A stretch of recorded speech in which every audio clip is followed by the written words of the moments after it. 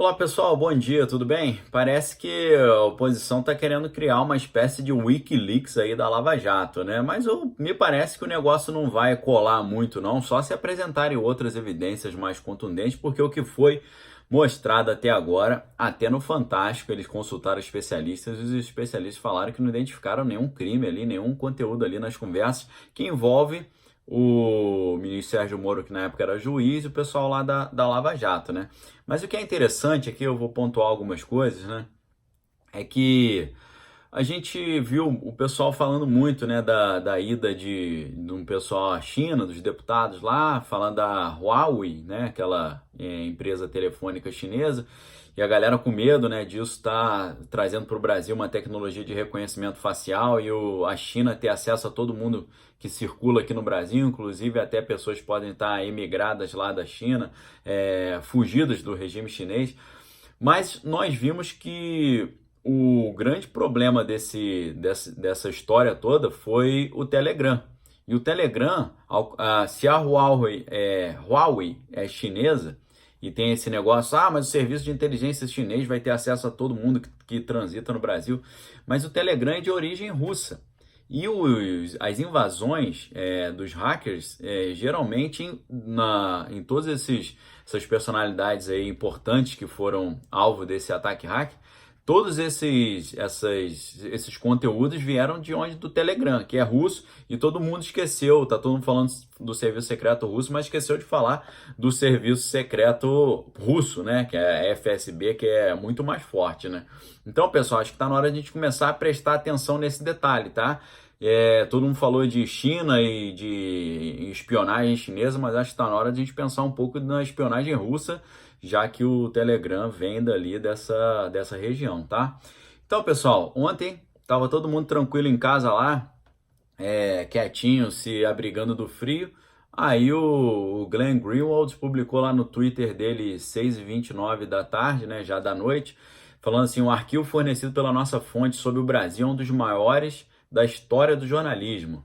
Ele contém segredos explosivos em chats, áudios, vídeos, fotos e documentos sobre Deltan Dallagnol e o ministro Moro e muitas facções poderosas. Aí eu fico pensando que facções poderosas são essas, né? Nossas reportagens acabaram de começar. Hashtag Vaza Jato. Caramba, né? Aí começaram os comentários na internet, né? O perfil lá do Isentões falou assim: quer dizer que para fazer jornalismo relevante na história do Brasil é necessário apelar e expor conversas privadas? Não é novidade que o Lula e o PT foram a desgraça desse país. Articular para que estes não voltem ao poder é a obrigação de qualquer cidadão que tenha caráter, o resto é balela. Porque nas conversas o pessoal falava: temos que tomar cuidado para o PT não voltar e tal. E aí você fala assim: poxa, todo mundo que teve acesso àquele tipo de investigação ali não estava muito entusiasmado de que o PT voltasse ao poder, né? Então, nenhuma novidade com relação a isso, tá? E aí, pessoal, o que é interessante também é que ontem mesmo o ministro Sérgio Moro ele fez uma manifestação no Twitter, né? E depois ele divulgou uma nota oficial. Ele colocou assim no Twitter, deixa eu ver aqui a hora, né? Foi 10h30 da noite, né? 4 horas depois dessa notícia do Intercept, né? Que é do Glenn Greenwald, ter vindo à tona. Lembrando que Glenn Greenwald é aquele cara que entrevistou o Edward Snowden, né? Quando ele fez aquela divulgação lá do NSA, do National Security Agency e do Wikileaks, né? Então o ministro Moro falou assim: muito barulho por conta da publicação por site de supostas mensagens obtidas por meios criminosos de celulares de procuradores da Lava Jato. Leitura atenta revela que não tem nada ali, apesar das matérias sensacionalistas. Abaixo a nota. Então você vê que ele deve ter passado ali um tempo analisando, né, essas mensagens e vendo o que tinha de conteúdo ali, não identificou nada demais, né? Então a íntegra da mensagem de Sérgio Moro foi assim: sobre supostas mensagens que me envolveriam, publicadas pelo site Intercept nesse domingo, dia 9 de junho, lamenta-se a falta de indicação de fonte de pessoa responsável pela invasão criminosa de celulares de procuradores. Então o Sérgio Moro já está associando o vazamento das informações com o ataque hacker que ele e vários outros políticos receberam, e alguns jornalistas também. Continuando. Assim, como a postura do site que não entrou em contato antes da publicação, contrariando a regra básica do jornalismo, né? Os jornalistas não procuraram os envolvidos ali, o Sérgio Moro, o Deltan Dallagnol, entre outros, para tentar conversar antes, para quando publicasse já ter a outra parte, né? Porque se você publica o comentário do envolvido depois, acaba não sendo tão lido, né, e tendo tanta repercussão quanto a informação original sem esses comentários. Continuando a mensagem do ministro Sérgio Moro ontem, né? Quanto ao conteúdo das mensagens que me citam, não se vislumbra qualquer anormalidade ou direcionamento de atuação enquanto magistrado, apesar de terem sido retiradas de contexto do sensacionalismo das matérias que ignoram o gigantesco esquema de corrupção revelado pela Operação Lava Jato, né? Então até parece que os bilhões de reais recuperados pela Operação Lava Jato são desqualificados por um comentáriozinho ou outro dessas questões que nós vimos lá, né? O juiz Marcelo Bretas, ele também se manifestou no Twitter, né, às 11h16 da noite, falando não se deve descartar. Aqui talvez esteja a parte mais importante que eu queria dar atenção com vocês. Não se deve descartar a real possibilidade de serem forjados diálogos, criando fake news. Criminosos não têm ética. Então, pessoal, quando eu ouvi que o Telegram do ministro Sérgio Moro e de outras pessoas foi hackeado, eu pensei, a primeira coisa que esses caras podem fazer é enviar mensagens, como se fossem os ministros ou os envolvidos, mensagens incriminadoras, né? Mensagens que pudessem comprometer a reputação e a imagem dessas pessoas. E ninguém, pelo que eu vi por alto, ninguém levantou essa hipótese, né? Só o juiz Marcelo Bretas querendo dizer que esses diálogos podem ter sido forjados. Mas não forjados assim, você pegar uma imagem falsa. Você pode invadir o celular de alguém e mandar uma mensagem com conteúdo comprometedor, mas que não foi enviado pela própria pessoa. Para isso, eu gostaria de fazer uma breve citação a vocês do livro Assassinato de Reputação do Romeu Tuma Júnior, que tem volume 1 e volume 2. Eu tenho os dois aqui, o 2 está por aqui, mas esse aqui é o volume 1, tá? E eu acho que a capa mudou, essa aqui é a capa original mais antiga. Ele fala o seguinte nesse livro, tá? Capítulo 9, tá? As provas do grampo ilegal contra os ministros do STF, página 283 do livro Assassinato de Reputação. Essa edição aqui é a segunda edição, que é de 2013, tá bom? Então, diz o seguinte aqui, ó. Eu pulei o primeiro parágrafo, no segundo parágrafo. Segue a verdade do caso, né? O grampo foi feito com uma maleta francesa empregada para rastrear celulares em presídios. O que ninguém sabe é que essa maleta também derruba os sinais das operadoras e toma o lugar delas. Ela ocupa o espaço não só das operadoras, como também das estações repetidoras de sinais dos celulares. Com ela, é possível identificar números de celulares, seus IDs, rastreá-los, localizá-los milimetricamente, ouvir e gravar as suas conversas, tá? Então, o pessoal ignora completamente essa tecnologia. Por isso, eu fiz um alerta no Twitter, eu estou fazendo um alerta de novo. Essas pessoas, os ministros, o próprio presidente Bolsonaro, os seus ministros, o ministro Sérgio Moro, eles têm que estar atentos com essas tecnologias, têm que tomar muito cuidado, porque o negócio que é uma coisa poderosíssima, né? Até os militares também têm que prestar atenção para ter ideia de com quem a gente está lidando, tá? E aí, pulando aqui uma página, indo para a página seguinte, diz o seguinte: essas malas dispõem de um mecanismo simples, presta atenção. Você aponta da janela de um restaurante para um salão, ou seja, essa mala ela tem uma antena que você aponta e você hackeia o celular das pessoas que estão ali, tá?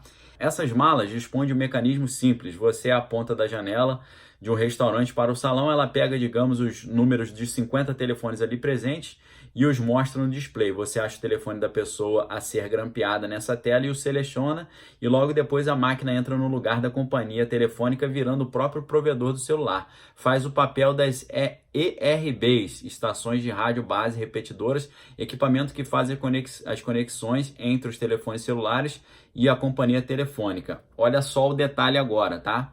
Assim, da mala, você pode mandar um torpedo falso nela criado da pessoa grampeada para, digamos, um mega traficante. Vai ficar registrado na companhia telefônica que quem mandou o torpedo foi a pessoa. A máquina falsifica o torpedo e não deixa rastros. Aí você aciona a polícia em cima da pessoa, cujo sigilo telefônico quebrado mediante ordem judicial legal, vai acusar o torpedo entre ela e o traficante. Pronto, a mala acabou de assassinar mais uma reputação. Ou seja, o Romeu Tuma Júnior, nesse livro, está mostrando que existe uma tecnologia que você, com uma maleta que é de origem francesa, você hackeia o telefone da pessoa, manda uma mensagem para um criminoso como se fosse a pessoa e incrimina a pessoa.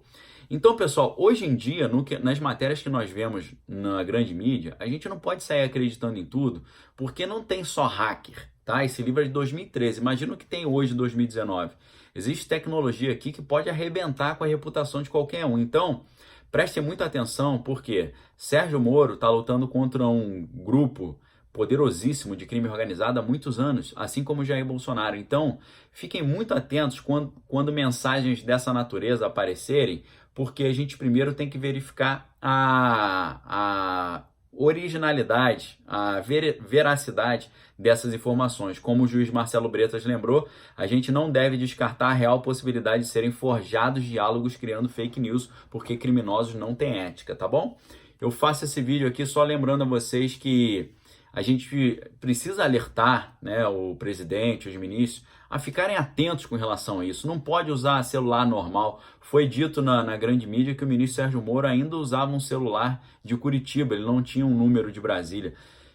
A presidente Dilma sofreu uma invasão no seu celular na sua época e o pessoal falou, poxa, como é que uma presidente não tem um celular e um e-mail com proteção contra esse tipo de invasão? Eu não sei qual é o nível de proteção que eles têm, mas eles têm que ter o maior nível de proteção possível, tá certo? Porque não só para não expor a sua integridade física, porque até o ministro Sérgio Moro falou que questões de segurança das pessoas ali, de movimentação, deslocamento, segurança das famílias estão em jogo, mas também operações que estão em andamento podem ser meladas com esse tipo de vazamento. Então, reforçar aos militares, ao general Heleno, o pessoal do Gabinete de Segurança Institucional, e ele tendo ali inserção sobre a ABIN, para que deem aos meios de comunicação dos ministros o maior nível de segurança possível, tá? O ministro Sérgio Moro outro dia foi com o presidente Bolsonaro à CIA. Tem que fazer parceria com o CIA, com esse pessoal, para trazer tecnologia para livrar as comunicações governamentais e investigativas desse tipo de problema, tá certo? Então, pessoal, pelo que a gente viu ali, não tem nada comprometedor, nada que vá atrapalhar o governo. Isso só fortalece o apreço que a Operação Lava Jato tem, que o ministro Sérgio Moro tem. Eu creio que não vai atrapalhar uma eventual ida do ministro Sérgio Moro para a STF, que daqui a pouco isso aqui tudo vai ser diluído, porque o que apresentaram até aqui não tem muito fundamento. Só se eles chegarem amanhã e lá na frente com vídeos de alguma coisa muito estranha, documentos de alguma coisa muito estranha. Até agora, não tem nada muito comprometedor pelo que eu vejo ali. Tá bom, pessoal? Lembrando a vocês que hoje eu tô abrindo as inscrições para o meu curso Manual da Resistência. Fiquem atentos. Já clica aqui embaixo, curso Manual da Resistência, para você estudar comigo, tá certo? A gente vai estudar essas questões de espionagem também, de desinformação, contra-informação e tal, porque são assuntos que eu estudo há muito tempo e assuntos que eu, paralelamente, também cheguei a trabalhar no Exército Brasileiro na área de operações psicológicas, tá? Então a gente vai lidar com isso tudo, sem falar doutrinação esquerdista e tal. Então clica aqui embaixo, faça a sua inscrição para a gente poder estudar junto. O curso tem 6 semanas de duração. Em cada semana tem uma live para tirar dúvidas. Tem um grupo secreto no Facebook para ajudar a sanar as dúvidas também. Então, clique aqui para você participar dessa nova turma do curso Manual da Resistência. Eu não sei quando que eu vou abrir outra turma. São turmas pequenas, porque é um curso de mentoria, é um curso de acompanhamento pessoal com os alunos ali. É um curso online, mas eu dou uma atenção personalizada. Então, aproveite a oportunidade e clica aqui embaixo, tá bom, pessoal? Forte abraço, fiquem com Deus, examine todas as coisas, retenha o que é bom, clica aqui embaixo aqui para você se inscrever no canal. Se você já é inscrito, verifica se a sua inscrição está ativa, porque tem inscrições que estão sendo desabilitadas. Dá uma olhadinha aí, tá bom, galera? Fiquem com Deus, examine todas as coisas, retenha o que é bom. E nós não podemos esquecer que amanhã tem que ser aprovado